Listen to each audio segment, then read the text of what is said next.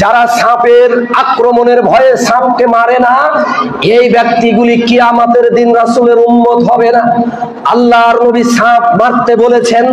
এমনকি সাপ যদি সালাত অবস্থায় থাকেন, সাপ সামনে চলে আসে, বিচ্ছু চলে আসে, ক্ষতিকারক প্রাণী চলে আসে, আল্লাহর নবী বলেছেন সালাত ছেড়ে দাও, সালাত ছেড়ে দিয়ে হলো সাপ বিচ্ছুকে মারো। তো সালাত ছেড়ে দিয়ে যদি সাপ বিচ্ছু মারার হুকুম হয়, স্বাভাবিক অবস্থায় আপনাকে আক্রমণ করবে তাই মারবেন না, এটা বড় অপরাধ না?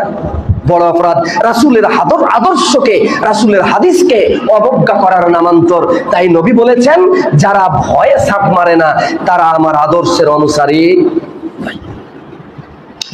হাদিসের মধ্যে আছে, ইবনে মাসউদ রাদিয়াল্লাহু আনহু তিনি বলেন রাসূল সাল্লাল্লাহু আলাইহি সাল্লাম তিনি বলেছেন উকতুলুল হাইয়াতি, তোমরা সাপ মারো, কুল্লুহুন্না, সব সাপ, বিষাক্ত সাপকে তোমরা মারো।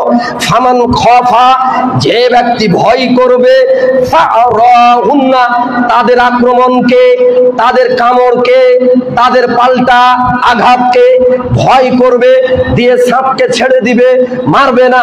ফালাইসা মিন্না, তারা আমি মুহাম্মদ সাল্লাল্লাহু আলাইহি ওয়াসাল্লাম আমার দলের অন্তর্ভুক্ত হবে না, আমার উম্মত বলে তারা বিবেচিত হবে না, আমার সুন্নতের অনুসরণ